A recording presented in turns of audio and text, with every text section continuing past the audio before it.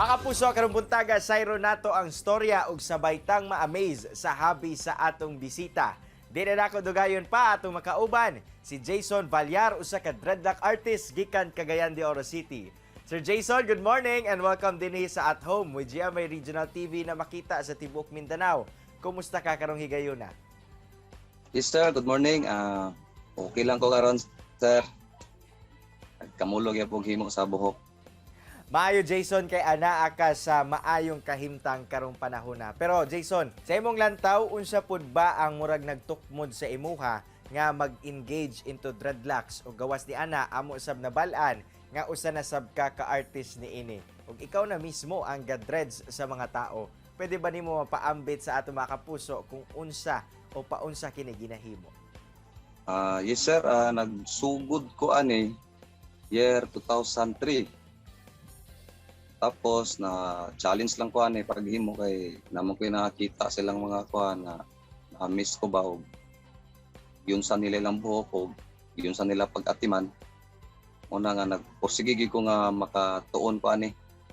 Na challenge lang ko sila nga ila kong gitawag og artist ang dreadlocks. So nangita pug paagi nga maka-share sa ila kung sa akong kaya mabuhat. Kamulo ko himo sa mga buhok mga akuntang bagay silang kuhan, panghulagway unsaon nilang mga normal locks nga as dreadlocks. Unsa ba kalisod Jason nga imintinar ang ingon ani nga klase sa buhok? For sure, nagyoy mga gabayan no aron mamintinar ang katsada ni ining buhoka. Unsa ba ang mga do's and don'ts?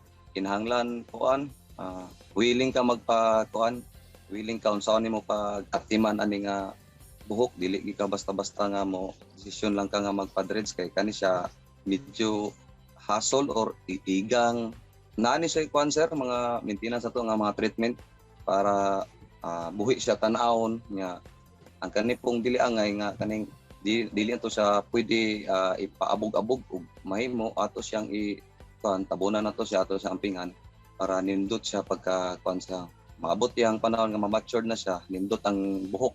Nako, for sure, ma-apply yun na sa itong mga kapuso ang do's and don'ts nga imong gi-share, Jason. Pero, di na ito malimod, no? Kini nga mga naka-dreads, ado naging perception nga malimit daw maligo o ginabasa ang buhok. Unsa ba kini katinuod?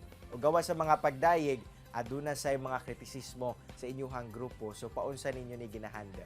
Depende sa iyahang buhok.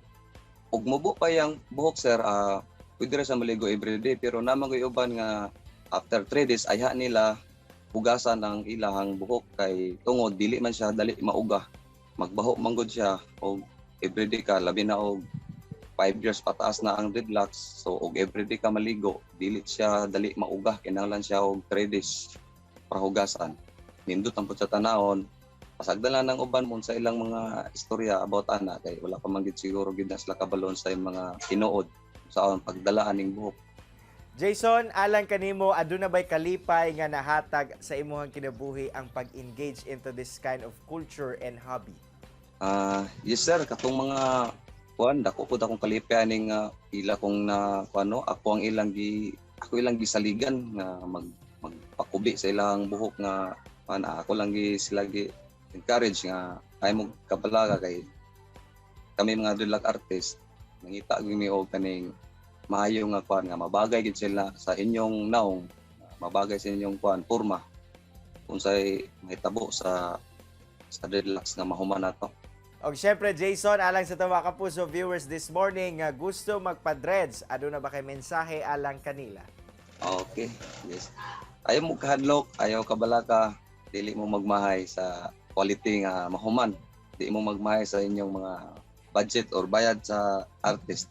Og karong buntaga mga kapuso, aron makita gayud nato kung unsaon ba ang pag-dreads, atong sayron kini gikan kang Jason. Kapuso, may buntag sa inyong tanan, sa mga viewers niya. Amo lang i-share sa inyo kung sa among pamaagi sa paghimo sa extension para sa dreadlocks. Kinahanglan ta og agas nga buhok, mga 7 inches siguro pataas. Tapos gagamit sa tubig ani nga beeswax kay murag komportable ko ni gamit nun pang danlog lang sa buhok or so magsugod na ta Kinahanglan siya nga kung gamay po inyong strand nga buhaton, igor-igor po siya nga buhok inyong kwaon. Imor siyang balik-balikon. Hangtod nga mugahi na siya.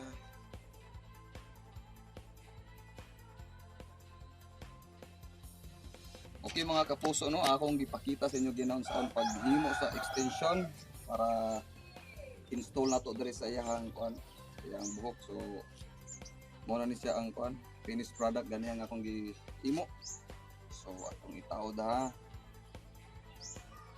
Dahil tuod katong nangutana sa ako ang usay mga proper hygiene sa sa dreadlocks. Ang among ginagamit sa amo lang problema na ng mga gamit ni twice a week kaning natural shampoo kana sa efektibo gyapon kina.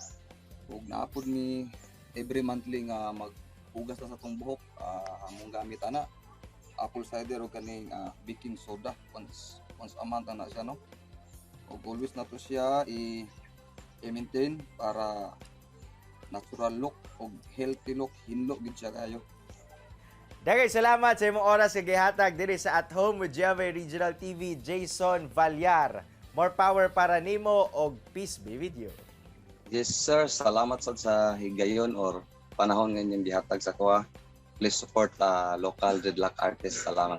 Kini ang At Home with GMA Regional TV.